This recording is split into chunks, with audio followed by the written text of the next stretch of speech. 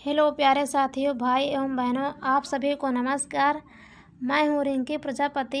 अपने YouTube channel Rinki Prajapati education में आप सभी का स्वागत करती हूं।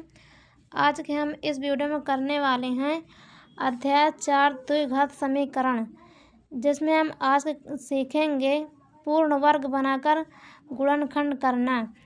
तो सबसे पहले हम यहाँ पे हेडिंग डाल लेते हैं, पूर्ण वर्ग बनाकर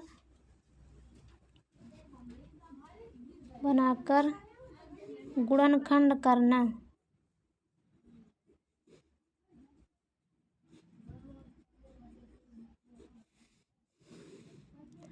हम इसे एग्जाम्पल से देखेंगे। एक एग्जाम्पल हम लेते हैं यहाँ पे। जैसे हम यहाँ पे एग्जाम्पल लिए रहे हैं 2x² + 4x - 8 = 0। ये हमारा समीकरण। अब हम इसे पूर्ण वर्ग बनाकर गुणनखंड करेंगे। तो स्टेप 1 में हमें पूर्ण वर्ग बनाकर गुणनखंड करना है, तो सबसे पहला स्टेप है, हम इस समीकरण में देखें x² का गुणांक 2 यहाँ पे दिया हुआ है। x² गुणांक 1 होना चाहिए। अब x² गुणांक 1 करने के लिए हम इसके जो गुणांक यहाँ पे 2 है, 2 से यहाँ भाग करा देंगे। तो यहाँ पे लिख देंगे 2 से भाग करने पर, जब 2 से भाग करा देंगे 2x² / 2 + 4x + 2 - 8/2। अब यहाँ पे कैंसिल हो तो बचेगा x² + 2x - 4 = 0। अब स्टेप 2 हमारा यहाँ शुरू होगा। स्टेप 2 में क्या है, यहाँ पे x का जो गुणांक है इसका आधा करके एक बार स्क्वायर करके आधा करेंगे, फिर उसका स्क्वायर करके एक बार जोड़ देंगे, एक बार घटा देंगे। जब इस 2 का हम आधा करेंगे तो यहाँ पे हमारा आएगा 1। तो यहाँ पे ऐसे x² + 2x। अब 1 का स्क्वायर करके एक बार घटा देंगे, एक बार जोड़ देंगे, माइनस यहाँ पे 4 ऐसे रहेगा। अब यहाँ पे हमारा सूत्र बनता है a² - b² + 2ab। तो ये हमारा सूत्र होता है x - 1 का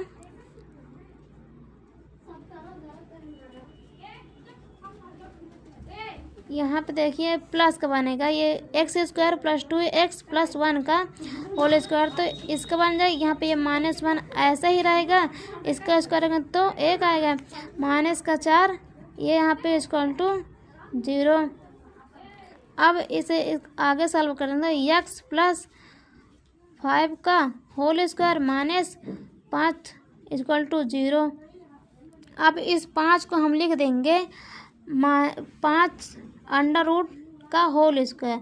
हमें पता है यदि √5 का हम होल स्क्वायर करेंगे तो इसे √5 × √5 लिखेंगे, तो यहाँ पे हो जाएगा 5। तब इसे हम यहाँ पे रखेंगे x + 1 का होल स्क्वायर -√5 का होल स्क्वायर = 0। अब एक बार इसे 0 के बराबर रखेंगे, एक बार इसको 0 के बराबर रखेंगे, या तो ये हो जाएगा हमारा a² - b² का सूत्र बन जाएगा। तो एक कोष्टक में हो जाएगा x + 1 और +√5, और एक कोष्टक में हो जाएगा x + 1 माइनस का √5 = 0। अब एक बार इसके साथ 0 ले लेंगे, एक बार इसके साथ 0 ले लेंगे। अब इसके आगे हम सॉल्व करेंगे तो हमारा हो जाएगा x + 1 + √5 और x + 1 - √5 = 0। अब x + 1 √5 = 0 और इधर ले x + 1 - √5 = 0। अब इन्हें x का मान निकालना। जब x का मान निकालेंगे तो x बराबर हो जाएगा, जब ये दोनों 0 के इस तरफ आ जाएंगे तो माइनस में हो जाएगा 1 प्लस ये एक x का मान हमारा ये आ गया, और एक एक्स का मान यहाँ पे आ जाएगा। ये एक्स बराबर यहाँ पे एक प्लस में है, √5 माइनस में है, तो ये प्लस में हो जाएगा, ये माइनस में हो जाएगा, तो √5 - 1 हो जाएगा। एक आंसर ये आ गया। और हम दूसरा सीखेंगे सीधाधारा 4 सूत्र से गुणनखंड कैसे करेंगे, अर्थात मूल का मतलब होता है एक्स का मान कैसे निकालेंगे। तो हम इसे भी यहाँ पे हमारा दूसरा हो जाएगा सीधाधारा 4 सूत्र से। सीधाधारा 4 सूत्र से मूल ज्ञात करना। मूल का मतलब होता है एक्स का मान निकालना। सीधाधारा 4 सूत्र होता है x = -b plus minus b² - 4ac अपान हो जाएगा 2a।